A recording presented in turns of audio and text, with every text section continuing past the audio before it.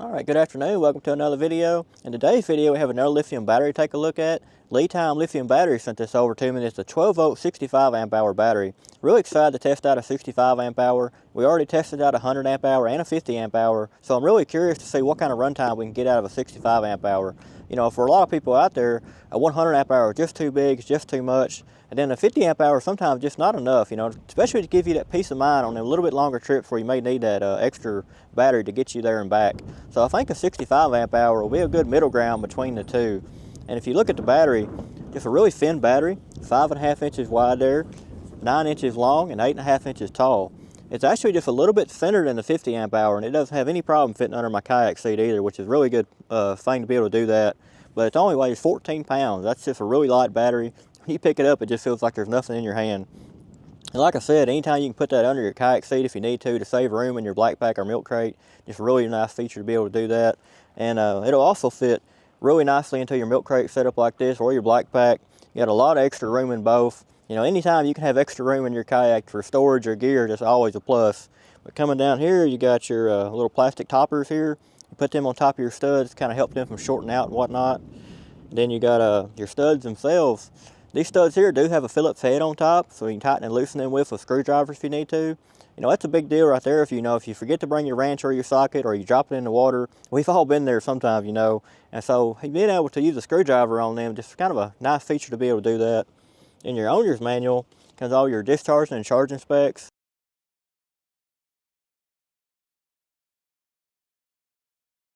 You can wire these in series or parallel if you need to. And also this battery does have low temp protection as well. So if you have this battery in your garage at night charging, the temperatures are dropping pretty good like they do at night here. You know, you don't have to worry about that battery hurting. It'll shut that charger down once it gets in that low temperature range. It's a really nice feature to have in a cold climate area. Then coming over here, you got a sticker kit. I guess they heard me in the last video. But like I said, I know it sounds silly, but you know, if you got a kayak, you know what I mean. You know, we buy something that we like, especially if it's a good product that we like. We always want to put that sticker on our kayak, and I got 2 or 3 right here in front of me I can already see, but they got a nice sticker kit there for your truck or your kayak. Just wanted to mention that. That's enough about the battery. Now we're going to get into the test and how we're going to do the test. Alright, so if you watched the other 2 test videos, this one here is going to be the same way. We got 2 stopwatches and a notepad here, and what we did 10 minutes on 5 and 20 minutes on 3, vice versa until the battery goes dead. I just feel like that's a more realistic scenario to what we're actually doing out there kayak fishing. You know, we'll make a long run to get somewhere back of a lake or whatnot, and then we'll fish on 1 through 4 or whatnot, moving around for the majority of the time that we're out there. We just don't leave it on 5 the whole time, so I just feel like that's a more realistic scenario to what we're actually doing kayak fishing. Well, at the end of all this, we'll know the total number of miles that we went and total number of hours that we were out there.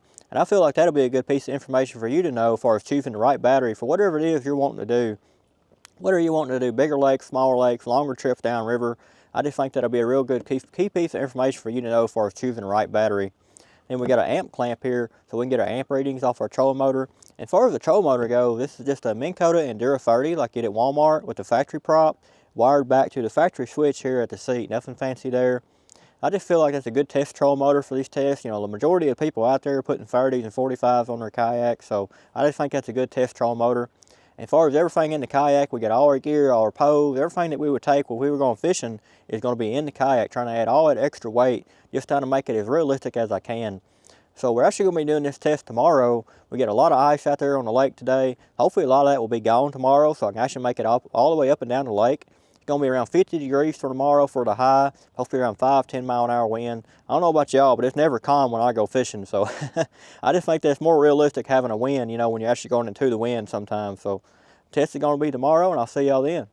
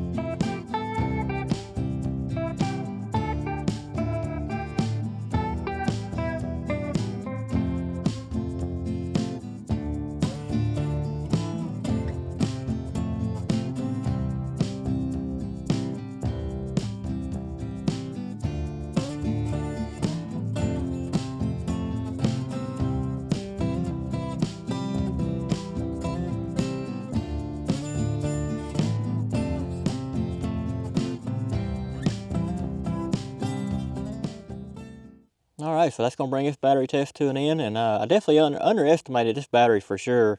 I should have got out here sooner this morning and started this test. You can see I'm losing my daylight there behind me. It definitely lasted a lot longer than what I thought it was going to.